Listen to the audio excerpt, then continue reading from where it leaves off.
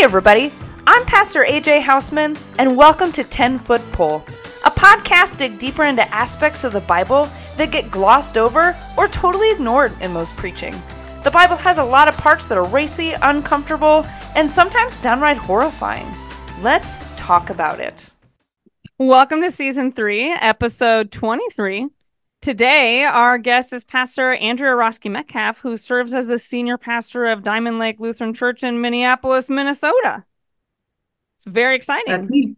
Thanks for joining us from up there in the, we kind of make fun of it, the Lutheran Mecca of the, I was going to say world, but not the world, the ELCA for sure.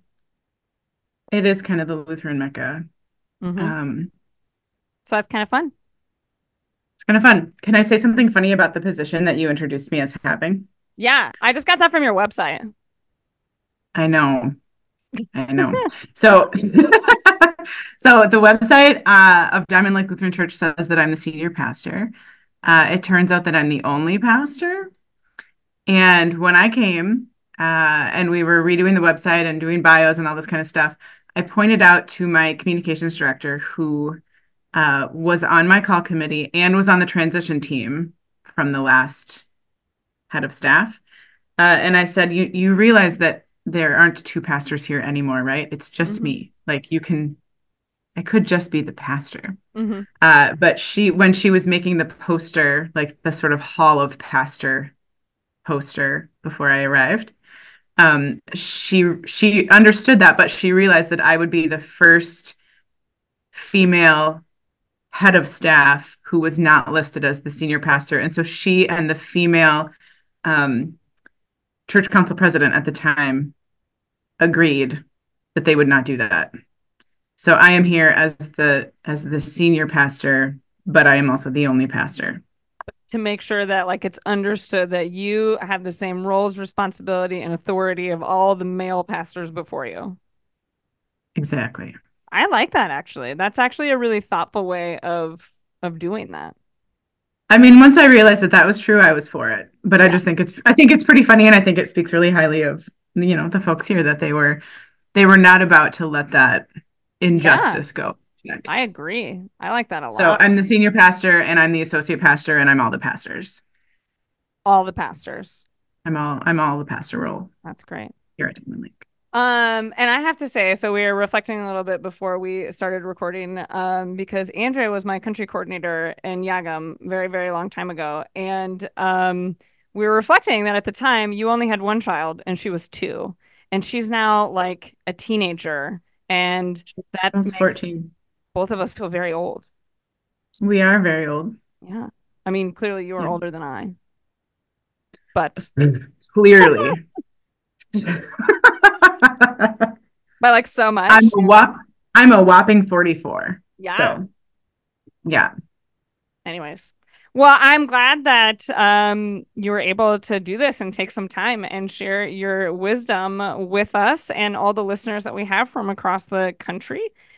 And what we're going to talk about today is we're going to talk about the gospel lesson for Sunday, June 2nd, for those who are planning to go to church, particularly a church that follows the Revised Common Lectionary. You're going to hear this, Mark chapter 2, verse 23 to chapter 3, verse 6. That's what you have, right?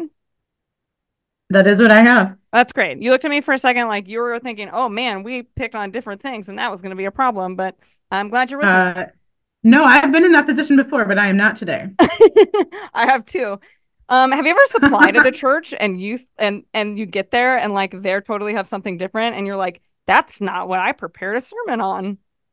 When I was in seminary, I went to Union Theological Seminary in New York, and the Riverside Church is right next to it. And I went to hear Barbara Brown Taylor, and that happened to her. Ooh. Someone else was reading the gospel, so we watched her face in real time look real distressed, and then get up and have to handle that. She was glorious. It was one of the best lessons of my ministerial training, watching that play out. I've had it happen a couple of times, and now it's like such a great fear to me that I always make churches send me the bulletins like at least a week in advance to make sure that I 100% am going to preach about the right thing. But I Which is remember like pretty funny one, because a lot of churches don't make their bulletins a week in advance. well, then I am a needy supply pastor. I'm for it. I'm for it.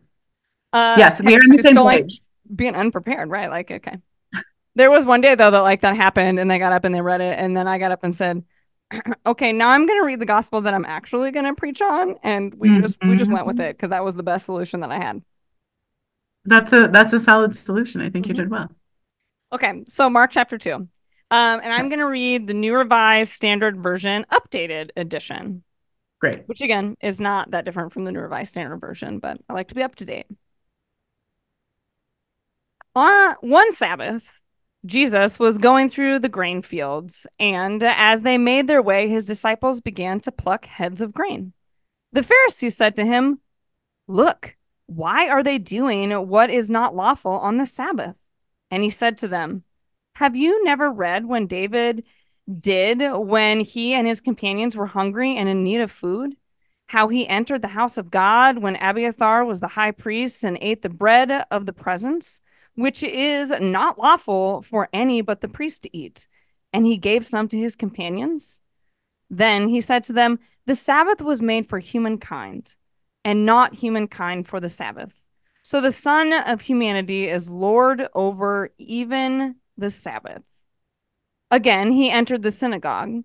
A man was there who had a withered hand. They were watching him to see whether he would cure him on the Sabbath, so that they might accuse him. And he said to the man who had the withered hand, "Come forward." Then he said to them, "Is it lawful to do good or to do harm on the Sabbath, to save or to kill?" But they were silent. And he looked around at them with anger. He was grieved at their hardness of heart and said to the man, "Stretch out your hand." He stretched it out, and his hand was restored. The Pharisees went out and immediately conspired with the Herodians against him, how to destroy him. What a gospel. What a gospel. Yeah. So, um, just one thing that to kind of note in here, and I'm not sure if this is significant at all, but either Jesus or the author of Mark made a mistake, and the story with David is not actually Abiathar. It's a different priest, uh, Huh. Ahimelech. I don't know if that's just a mistake or if that discrepancy is significant that Jesus would say a different priest than was actually in that story. There's a mystery. I love a good mystery. Yeah. So either which is kind of funny. So like, ooh, did Jesus make a mistake? Or just the author had the wrong reference? I mean, that's a whole theological question right there. We could do a whole episode on that. Did Jesus make a mistake? Hmm. I don't want to do that whole episode today, to be clear, but we could. Like, I don't want to dive down that rabbit hole because then I'll have to answer more questions later. Yeah. So, what stands out to you in this as something that like really caught your attention of like, ooh, that's a little weird?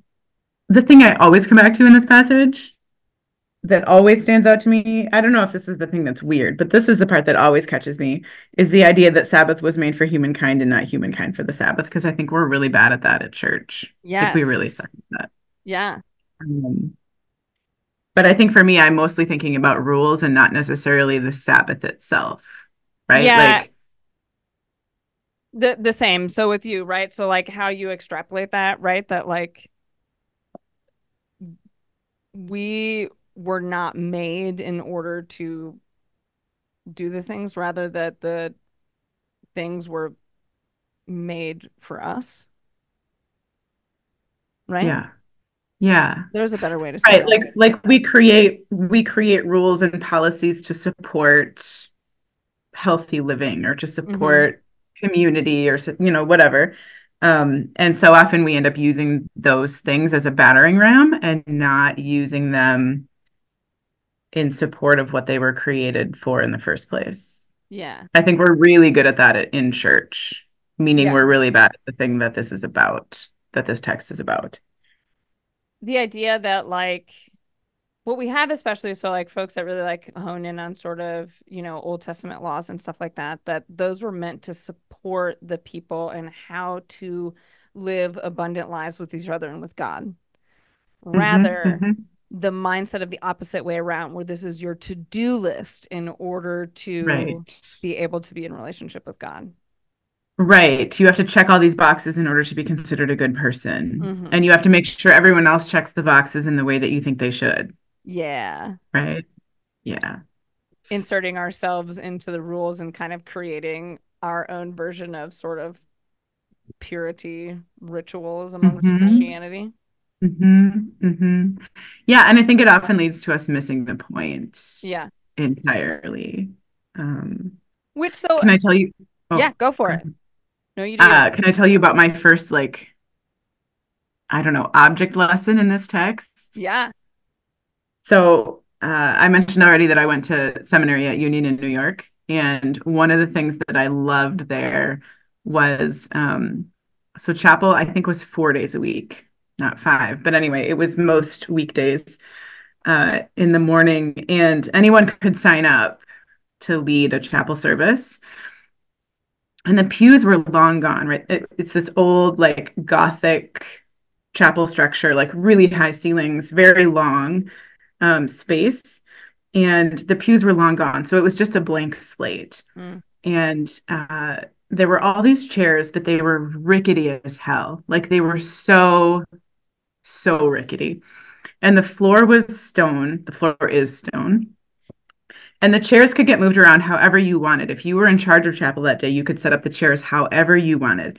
And there were all these like bolts of fabric that you could use, and there were students and staff who were tasked with helping your vision come alive, basically, if you were running chapel hmm that day.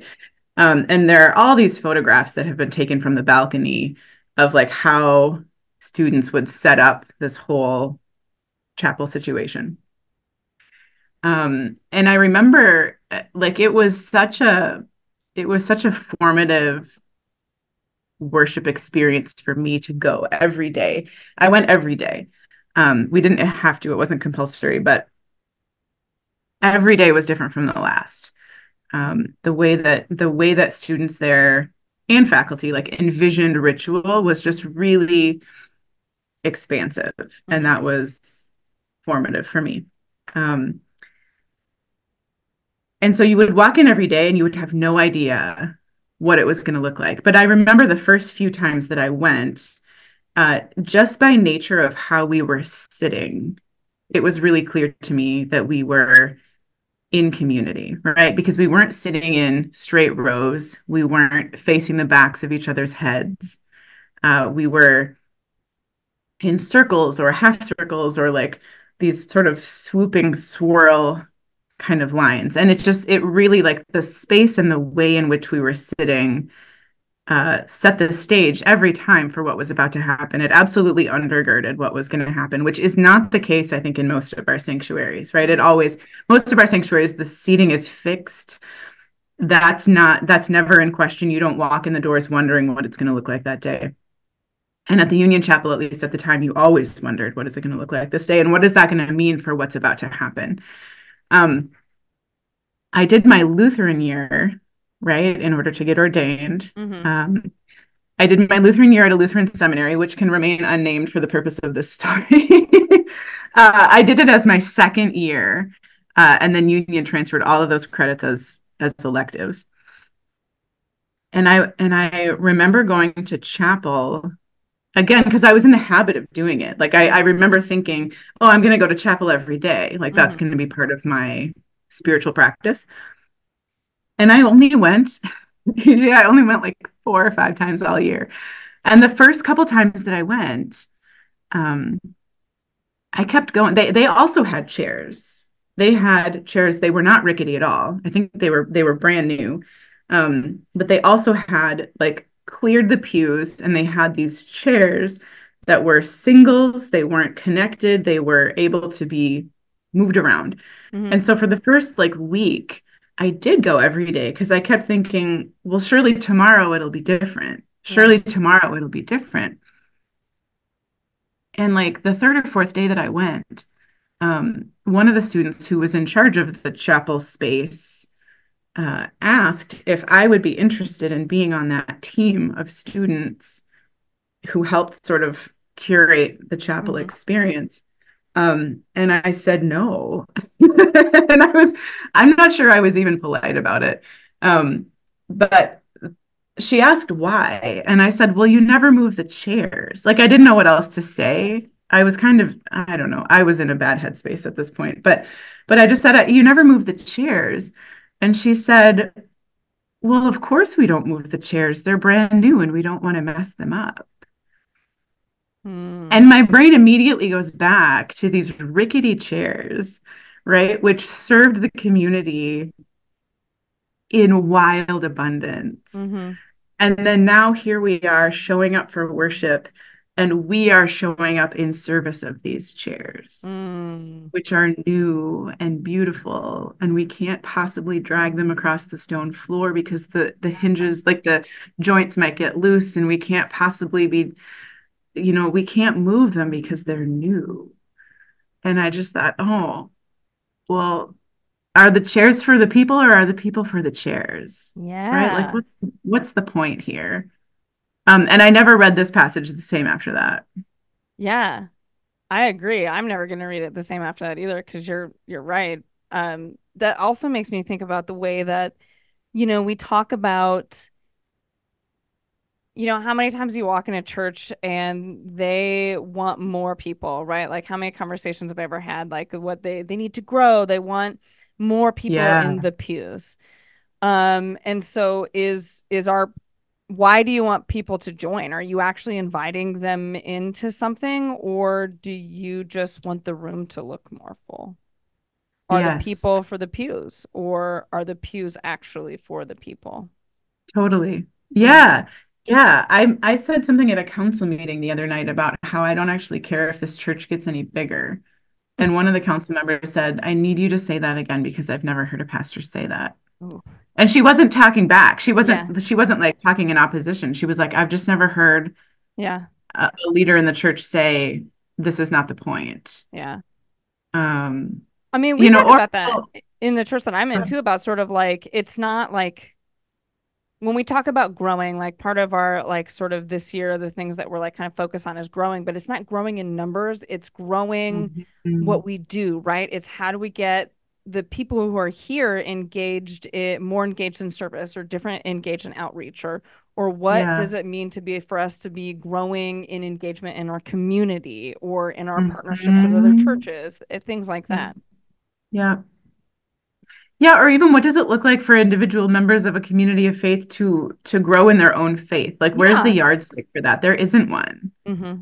You're not going to see an increase in attendance. You're not going to see an increase in dollars in the plate. Like that's not how you measure this thing. And we don't know what Yeah. to do with these that we can't measure. Yeah. Yeah. Or we say we want more members, more people in the church so that we can meet the budget, but new people aren't the ones who meet the budget. So No. fix your budget. I It was right. It was after COVID, right? So like I know a lot of churches really struggled with COVID and like a lot of people stopped going to church and they never came back. And I was at Yeah. a synod assembly that year. And I also wasn't in like the most amazing best headspace. I was coming off of maternity leave and I didn't really want to be coming off of maternity leave. And so, like, it was just kind of a weird Mhm. space to be also like Yeah. in between Synod assembly sessions, having to like rush to this weird closet room that the Synod staff had Yeah. designated for me to breastfeed in because they didn't really have that kind of setup where we were at. Like, it was a weird space, but we were sitting on these little Mhm. discussions. And it's like right before lunch, right? Like I'm hangry. And it was assigned seating and no one else from my church went, so it was just me. And so Oh. I'm with these other two like smaller churches and they're sitting and I don't even remember what the question was, but this one people they were just so lamenting that everyone left and they didn't come back and now the church feels empty and like they don't know why those people didn't come back or like why can't they get them to come back blah blah blah blah blah. And I just was like, why do you want them to come back? Mm. Like, do you just want more like butts in the seats, or like why do you think they left and never came back? What were you doing that they were stuck inside their homes and realized that whatever was happening at church wasn't life-giving for them, Yeah, or wasn't in any way meaningful or important enough or spiritual enough, or whatever the word is that you think of, like they felt better off not coming. sure. That's where I wonder. Like that's, again, Yeah, these I mean, these I poor think people were there's, not appreciative of my words at the time, and I can probably understand why. But um, yeah. and it was again like not acknowledging like that, right? That there's pain, there's hurt, there's loss. I understand, but it's also I think it's an opportunity for us to evaluate what are we doing. Hmm. Well, and I think, yeah, there's pain and grief and loss. And I think for a lot of folks who are sort of, I don't know, for lack of a better word, like the pillars of the church, when they're getting older and they see that people who they assumed would always also be there are Mm-hmm. no longer choosing to be there, that's a form of grief. Like that's a loss of relationship for sure. Um, but I think and we do this on a denominational level even more than on a congregational level, I think where we look at the numbers and we say, oh, the church is dying. And then we spend all this time wringing our hands. Okay, but those numbers are like hearkening back to a time when it was you were a pariah if you didn't go to church, Mm-hmm. right? So the numbers were different because it wasn't socially acceptable not to do this thing. Mm-hmm. And now it is. People have a lot of other options for how they find community, for how they find meaning. It's not just that they're busy on Sunday mornings, it's that they're finding community and they're finding meaning elsewhere. Mm-hmm. Um, but also they don't have to be here anymore in the way that they used to have to be here. And so to some degree, I always try to turn the conversation back around on, okay, but the people who are here are the people who really want to be here. Yeah. And if all we're doing together is wringing our hands about the people that aren't here, then what's the Mm-hmm. point? Like, what about the people who are here? Yeah. Because they're really ready to be about something, and we're just wasting that. Mm-hmm. Um, I agree, and I think that like there's a lot of churches that like that's the lament that I would hear is it's about the people that are not here rather than the people who are there. mhm, And what do we mhm. do with the ones who we do have? Yeah, Hmm, I like it. Something that this sparks to me is so this thing where Jesus, really challenges the Pharisees and is it lawful on the Sabbath to save a life or destroy it? And the sort of the contrast here where Jesus saves a life and then also on the Sabbath is when they plot to destroy Jesus, right? You have that language, the exact and how to destroy mhm, him. Um, mhm. you know, and see what Mark does there with the thing. But I wonder, so for me it brings up the question of like pastoral care versus theology. Um, I think about a couple of things, right? So like we in our theology talk about like there's no need to baptize like a baby who's, died at birth or maybe even before birth, right? That like Sure. and But you always say yes. I had a professor that really drilled that home and like got on this high horse that like that's not a thing we do, blah blah blah blah blah. And I was like, do you know what though? But the day that I was in a delivery room with a woman who had a dead baby and asked to baptize it, of course I did. And I'm never going to Right, say no to that, right? So like right. pastoral care comes above your theology. Or Every time. like again, thinking about, it's all about death, right? But at a funeral, right? Like we talk about, someone dies, that they're, we get these visions of lofty, cloudy, heavenly afterlife things, and they're up there eating their cheeseburgers or whatever that they've missed so much. And um, like from a Lutheran, like real theological perspective, right? Like we don't actually like with Martin Luther's teachings doesn't say that like they immediately die and go to heaven. They die, they're in a great sleep, and we all go Right, to heaven with Jesus at the same time. I would never say that to someone like to a grieving right, family member on their funeral right. day. I don't know. Yeah. to me, that's what I hear with what like Jesus is doing, right? Like you can bring up your rules all day long, Hmm. but caring for people always comes first. Yep. Same. Yeah. Yeah. And I think so much of that is I don't know. I've only been in my congregation a little over a year, and they're already like, "Oh, you talk about context all the time. Here we go, talking." But it's Do it. so contextual. Yeah. Um, Pastoral care and the questions you're raising around, rules and policies or people, it's all so contextual. Your example about funeral, I think about all the garbage things that people say when someone dies, right? Like there's just so much shit that people say when someone dies, especially in a really tragic situation, or you get like a terminal diagnosis or something. There's just so Mhm. much garbage that people say. And it's to make their own selves feel better, right? It's because they don't know what to say because we're Yeah. terrible in this country, in this culture about talking about death. Um, but there's a time to sort of refute those things and to point out that those things are not true, to point out that Hmm. this is not helpful. And then every once in a while, you find someone who is finding real meaning in those Yeah. garbage sayings. And it's like, I'm not going to take that away from you if that's what you're clinging to in this moment. Hmm. So, yeah, I mean, this is why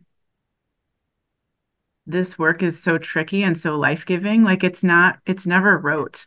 It's never like, oh, I've been in this situation before. I mean, maybe you've sat with someone dying of cancer 1,000 times, but this person is just as new as all the others, right? It's Yeah. all Well, it's all because new. everything is, experiential, and that being a human is messy. And it's the difference of, the Bible isn't like a rule book, right? Like it's a guide to our relationship with each other and with God throughout what it means to try to be human in this messy Mhm. world.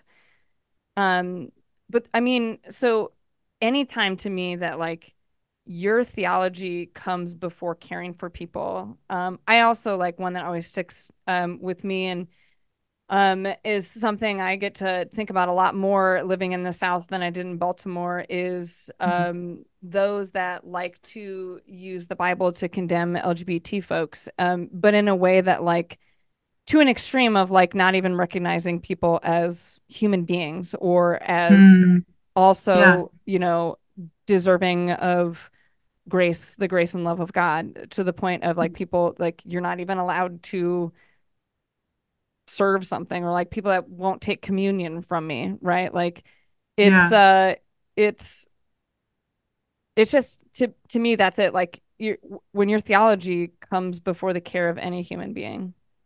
Hmm. Hmm. Or I think about we've talked about this story recently too on the podcast, but where like Martin Luther buried someone that had committed suicide like in the church grounds that they weren't originally supposed to be, because they kill themselves, Sure, right? Like you're not allowed to be in the church sure. grounds, and he was like, absolutely not. This is happening. Hmm. Again, just like putting that like your rules, whether it's the theology or the church rules or whatever, above caring, right? Hmm. Hmm. That's when they, to me, should be challenged. Yeah, yeah, Hmm. yeah. No, that's true. I think too that this sort of people versus rules, it also shows up in congregations. I mean, you and I could list 10,000 stupid things that churches fight about. We could list more than that. But I really love times when people in a community of faith really choose right on these kinds of questions, Yeah. or you can watch them sort of living out um, choosing people again and again Yeah. over and against what they probably might be their first instinct. Um, I can think so. I've come into two congregations now where they had just finished a big building renovation. And I remember thinking in both cases, being afraid of two things in both cases. One, that they would be under the impression that if you build it, they will come, Mm, right? That like just because they have this beautiful new space, people are just going to flock mm-hmm. to their congregation.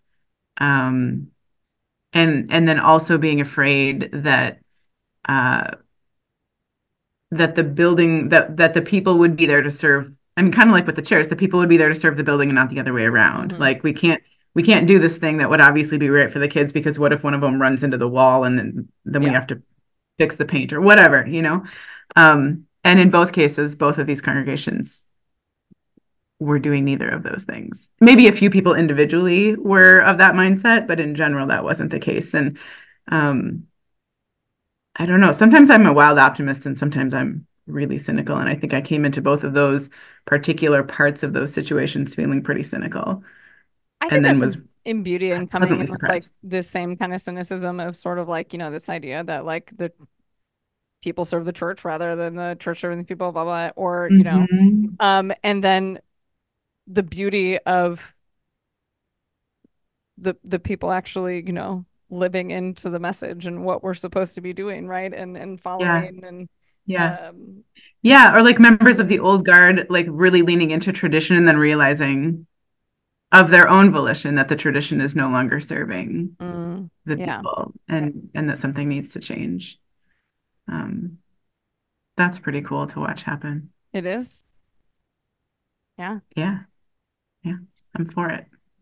I'm for it too. Uh I don't clearly that's not what Jesus experienced though. I'll say as, they immediately went out and conspired to kill him. Yeah. I mean, not here anyway. Which I guess to bring it back to the church and stuff, that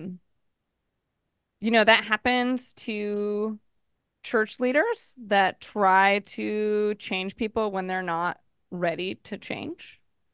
And I think Yeah. that's That the sometimes, Herodians go out and destroy them, yeah, basically. Yeah. I think it's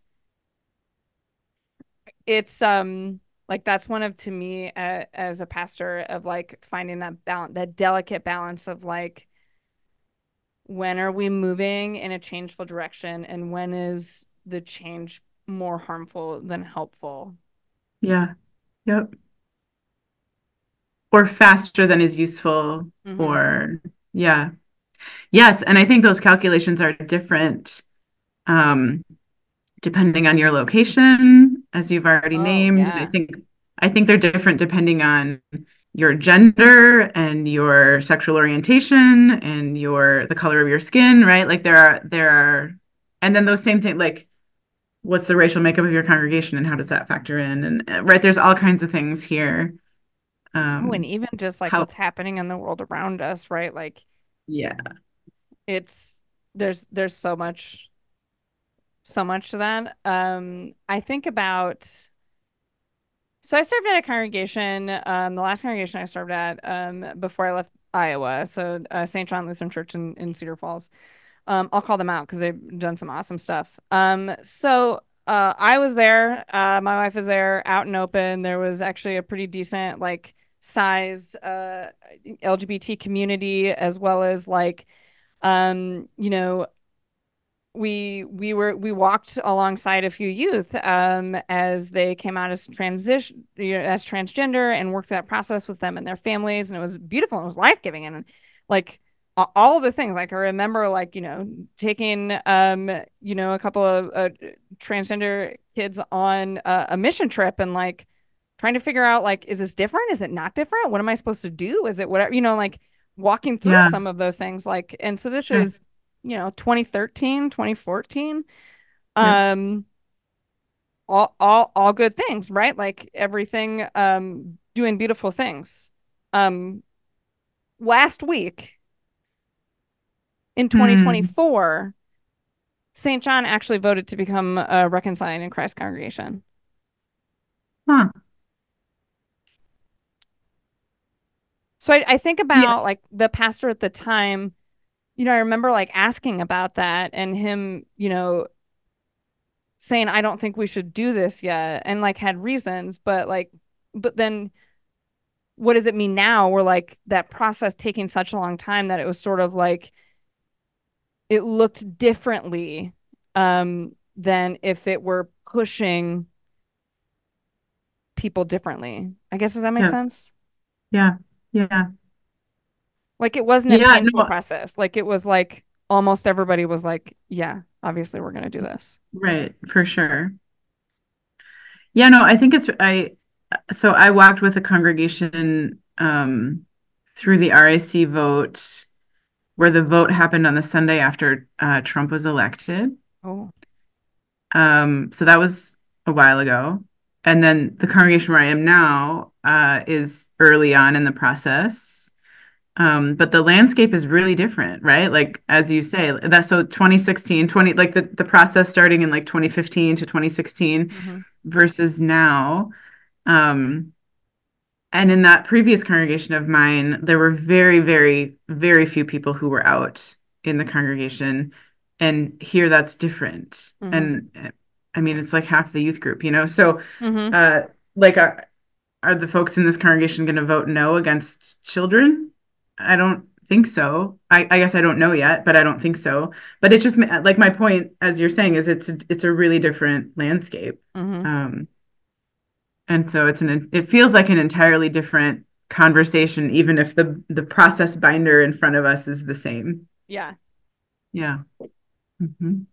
Yeah, the world is. I literally just had this conversation probably an hour before we started the podcast recording, but like why is the why have we why does it feel like the world's a worse place than it was 10 years ago or like a harder place to exist? Yeah. Yeah. That's maybe slightly off topic, but yeah, I feel like Not connected.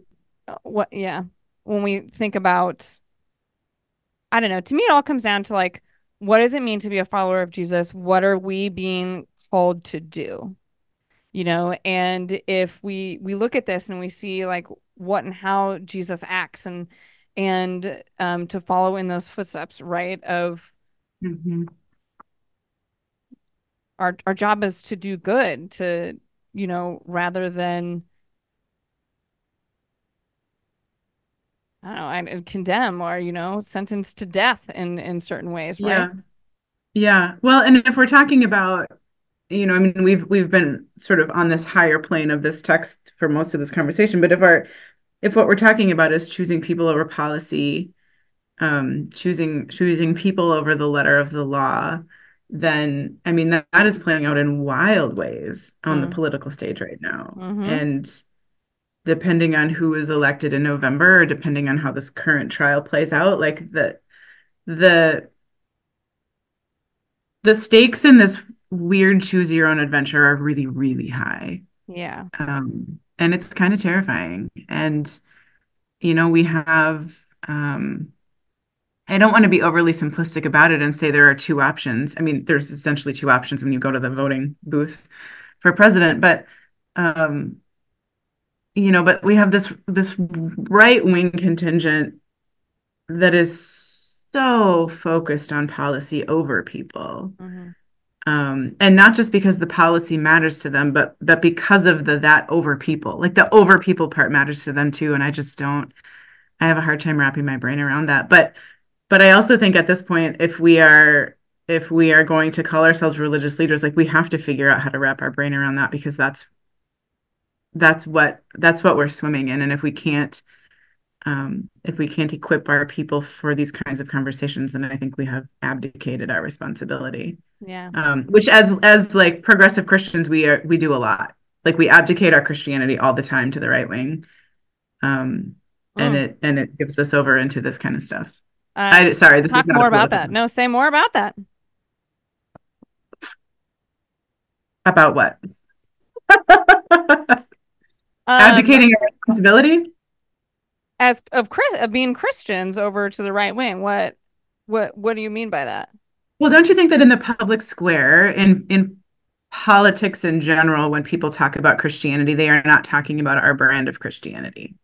Oh no, I agree with that. But like to me, the language of advocating means that I'm willingly giving it up, and I am not willingly No, but I giving think it a up. whole lot of us are, right? Mm, I think um, progressive Christians are terrible at talking about our faith publicly, we're really terrible at claiming our faith publicly. We're really terrible at we are so into the separation of church and politics that we don't want to get political in the pulpit. Um, like I'm not saying you should get in the pulpit and tell people who to vote for. I Hmm. mean, maybe you should, but I don't know. Uh, but we are so afraid of that, and the right wing fundamentalists are not afraid of that at all. It's their whole jam. It's their whole jam. And so, I mean, I don't blame people for saying, no, I'm not interested in any of this. Yeah. Like I wouldn't be either. If, if I hadn't found this other way of doing it, um, and because now it's not, you're not required to go, it's socially acceptable not to be a part of a religious organization. Why would you? If you didn't have a real awareness that this is an option, that Hmm. what we have is an option, that what we have is on offer. And if you're not walking into to our churches and finding something life-giving, there are so many other places you can go to find that.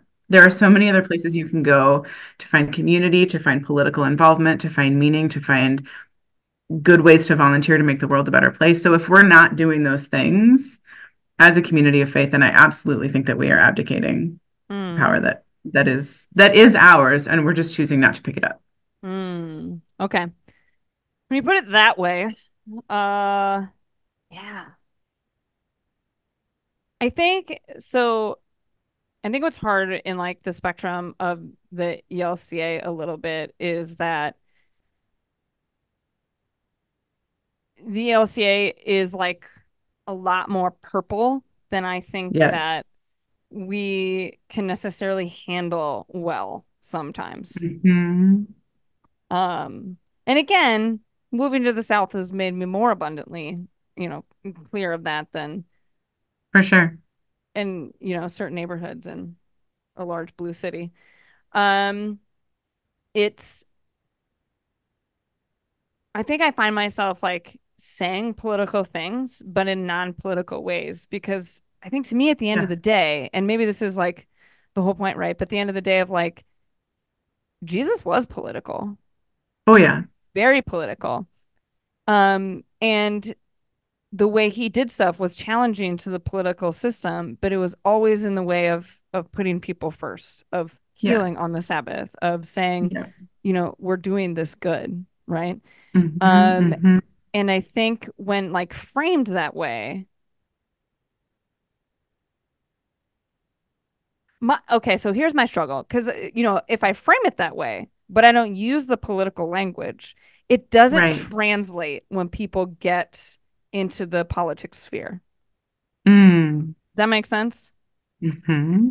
Right? Like I know that like as I say these things about Jesus, what this means and to me and what it means and how Jesus would act in certain political places. But like if we're not abundantly clear in that, then Hmm. it's really easy to continue to keep your separation of like church and state. Yeah. Yeah.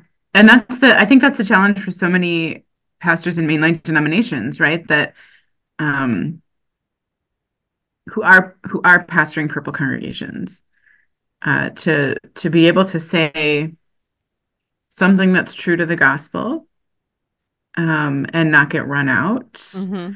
and to decide which of those two is your priority if you have to choose, Yeah. because that is a choice you're making every week. Like you don't have to recognize that in your head, but it is a choice you're making every week. Mm-hmm. I don't know. I will also own that I love pastoring a purple congregation. And this one isn't as purple as a previous one that I was in, but I love the challenge. I love the challenge of preaching to a purple congregation and figuring out how to do what you're describing, right? How to talk about these stories, which are political, and this Mm-hmm. Jesus who is political, and the call that we all have, which is political, right? Because it's the work of the people. Like that's how the word Mm-hmm. translates, it's the work of the people. It's not partisan, but it is political. Um, and if I'm reading the gospel and you're hearing it as a partisan rant, and then you come up to me later and you're mad about it, like, but it's literally just Yeah. word of the Lord, right? Like that has something But to it's an say to you. opportunity to wrestle and to talk about it. Totally. If Yeah, you take it, if you take it. And I that's think a true. lot of us don't. Fair. So that makes me sad. I I like that too in that way too of having that challenge of like how are people going to hear this in the setting in which I Mhm. say it. Um and also that it's not just like a sounding board, right? Like it's gonna hit ears that are gonna hear it differently or a certain way or Yeah. are going to Yeah. be pushed by Right. what I've said. Yeah. And is your goal to never push anyone? Hmm. And if so, then what's the point? I don't mean piss people off week after week. Yeah.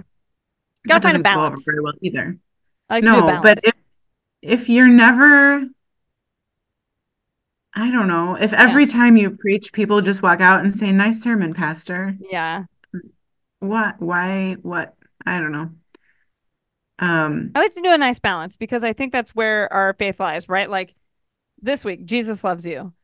Next week, get your asses out of the pews and do something. You gotta have both. That is part of our, that is part of our faith, this challenge, this invitation that you are drawn together into the body of Christ, that you are loved, that you are beloved, made whole, exactly who you are, and you are sent out. It's the both.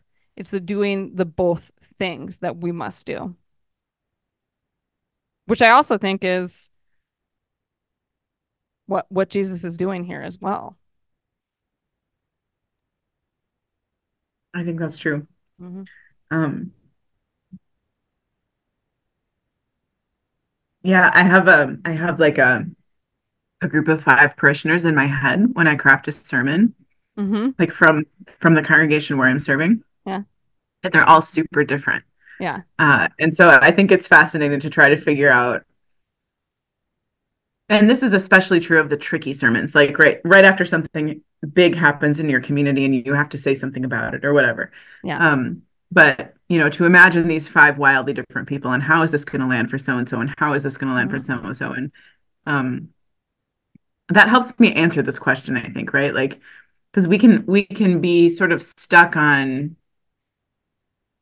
people over policy or keeping the people in mind first, but we can also continue to preach to the same choir where we're only ever preaching to the same person, Mm-hmm. as opposed to making sure that we're, I don't know, preparing something for everybody, Mm-hmm. at least every so often. Um, yeah. Challenge and invitation. Yeah, for That's why sure. I like it. Yeah. Mm. Hmm. Well, this was fun. We went down some fun roads today. We I did. I appreciate it a lot. Thank you so much for joining us on the episode this week. Well, thanks for the invitation. I'm delighted to have been a part of this. Good, thank you. I just a couple of announcements before we head out. Well, it's really just one announcement, but it's just kind of long. I said this last week, and I'm just going to keep saying it. That we are recording live at the Delaware, Maryland Synod Assembly. So come on June 8th for that. We'll be in the sanctuary at Grace again. This year, our special guest is Pastor Colby Martin, who is the author of Unclobber, Rethinking Our Misuse of the Bible on Homosexuality. I'm very excited to sit down with Colby in Westminster and have an amazing conversation. So please, if you are anywhere in that area, this is open to the public. You do not have to be an attendee of the Delaware, Maryland Synod to come. That's just how we're hosting it because, I'll be in the state of Maryland, which is helpful for live podcast recordings. So please come out that day. We'd love to have a great audience again, like we did last year. So all are welcome to come to that and check it out. And there will be, of course, some fun swag giveaway. So get excited for that too.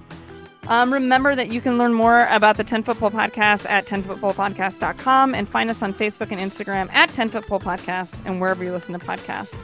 The 10 Foot Pole Podcast is a ministry of the Delaware Maryland Synod. To learn more, go to demdsynod.org. Take care.